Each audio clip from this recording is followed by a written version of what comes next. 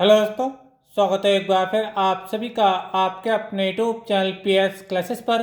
तो दोस्तों, आज के इस वीडियो लेक्चर में हम क्लास 12 हिंदी से आप लोगों को पत्र लिखने का एक बहुत ही बेहतरीन तरीका सिखाने वाले हैं। दोस्तों, जैसा कि आप लोग जानते हैं कि 12th क्लास हिंदी के पेपर में जो पत्र लिखने आता है बच्चों, ये 6 नंबर में आता है। कितने नंबर आता है? 6 मार्क्स में बच्चों ये क्वेश्चन आपसे पूछा जाता है। ठीक है। और देखिए, आज के इस वीडियो लेक्चर बच्चों में यही आपको 6 नंबर आपको पक्के कराने वाला हूं कि आपको बोर्ड एग्जाम में किस प्रकार आपको पत्र लिखना चाहिए। ठीक है। और देखिए, जौन सा पत्र मैं आप लोगों को बच्चों लिखवाने जा रहा हूं ये काफ़ी बार बच्चों बोर्ड एग्जाम में पूछा जा चुका है।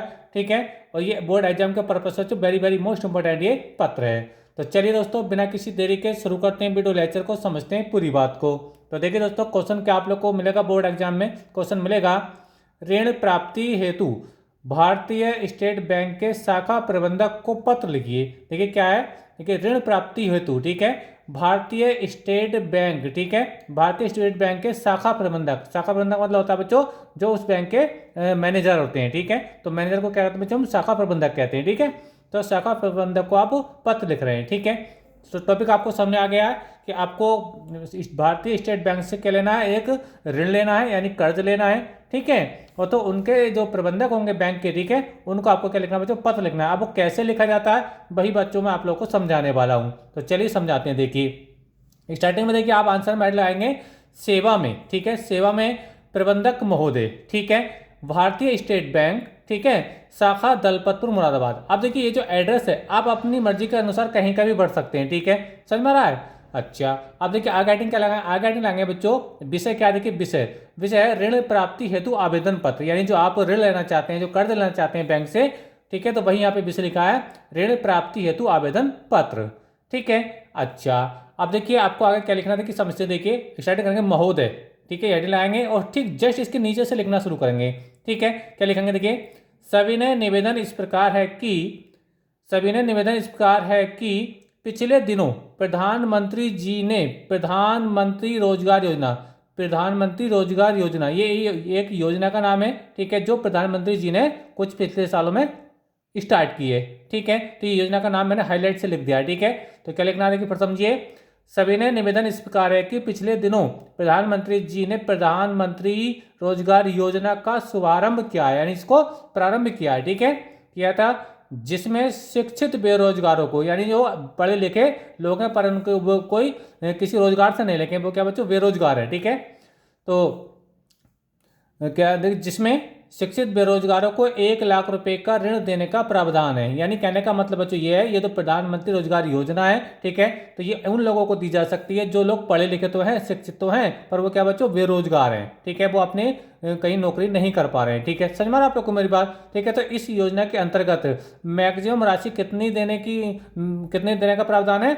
1 लाख रुपए। 1 लाख रुपए इसमें आप ऋण ले सकते हैं। समझ में आ रहा है आप लोग को मेरी बात? तो वहीं यहाँ पे राशि खोली गई है। एक बार फिर से देखो, फिर से रिपीट कर रहा हूँ बच्चों, जिसमें शिक्षित बेरोजगारों को 1 लाख रुपए, ठीक है, का ऋण देने का प्रावधान है। ठीक है। यानी ज़्यादा से ज़्यादा आप कितना ऋण ले सकते हैं? इस योजना के अंतर्गत आप 1 लाख रुपए का ऋण ले सकते हैं। ठीक है। आगे देखिए, मैं भी BA पास एक शिक्षित युवक हूँ। देखो, मैं भी यानी अपने बारे में बताई जा रही बात, मैं भी BA पास एक शिक्षित बेरोजगार हूँ, यानी मैंने BA कर रखा, अपनी क्वालिफिकेशन उन्होंने बताई है कि मैंने BA कर रखा है। ठीक है।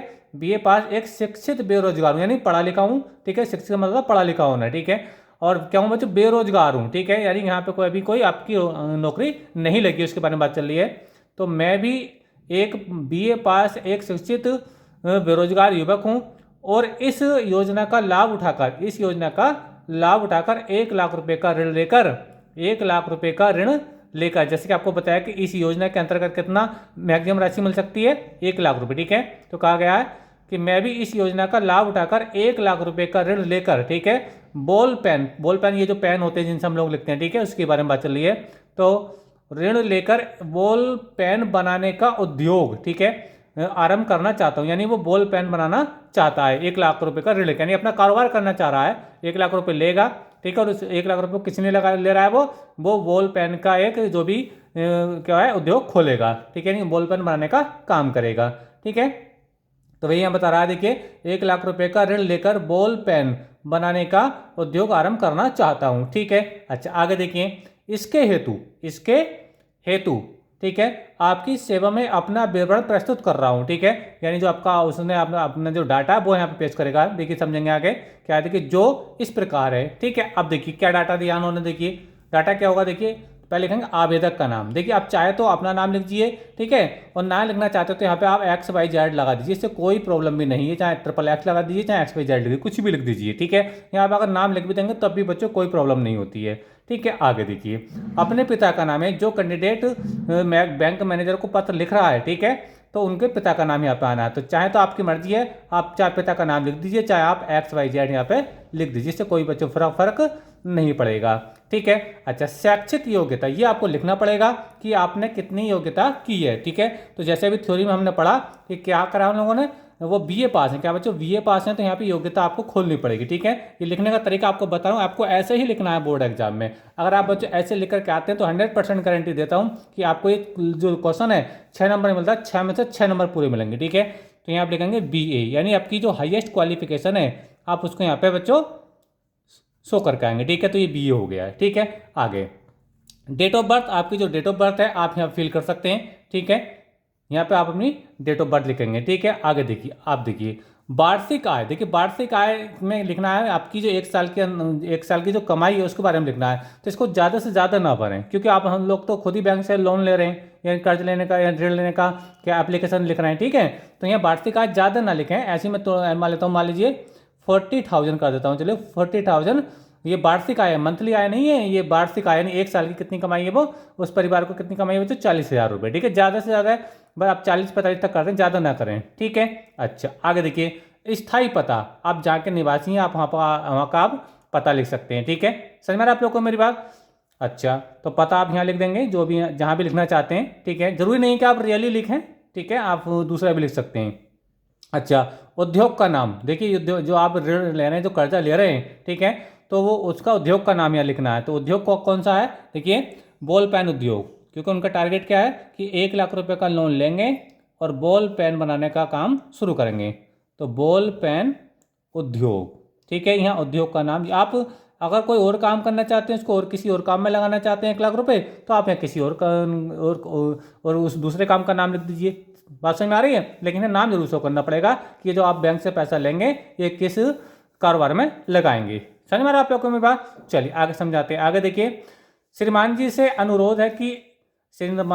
अनुरोध है कि मेरे इस आवेदन पत्र को स्वीकृत करके, ठीक है, यानी इसको मान करके, ठीक है, मुझे ऋण प्रदान करें। ठीक है, तो इतने हो गए। और आगे लिखना चाहते लिख सकते हैं आपकी अति कृपा होगी, ये भी आप लिख सकते हैं। ठीक है, तो बच्चों इस प्रकार से आप लोगों को ये पत्र लिखना आता है बच्चों, जो 6 नंबर में होता है। ये बड़ा आसान है। देखिए मैंने बड़ा आसान शब्दों में आपको समझाने का प्रयास किया है। उम्मीद करता हूँ बच्चों सारा वीडियो आपको समझ में आया होगा और ये भी आपको पता चला होगा बच्चों किस प्रकार बच्चों हमको पत्र लिखना चाहिए। ठीक है, तो बच्चों वीडियो लेक्चर कैसा लगा कमेंट करके जरूर बताइए। वीडियो अच्छा लगा तो वीडियो को लाइक जरूर कर दिए, कमेंट करके बताइए। ठीक है, तो एक बार फिर से कर रहा हूँ, एग्जाम के पर्पज से बच्चों ये इंपॉर्टेंट टॉपिक है, आप इसको तैयार जरूर करें। मिलेंगे नेक्स्ट वीडियो में किसी नए टॉपिक के साथ, तब तक के लिए धन्यवाद, बेस्ट ऑफ लक।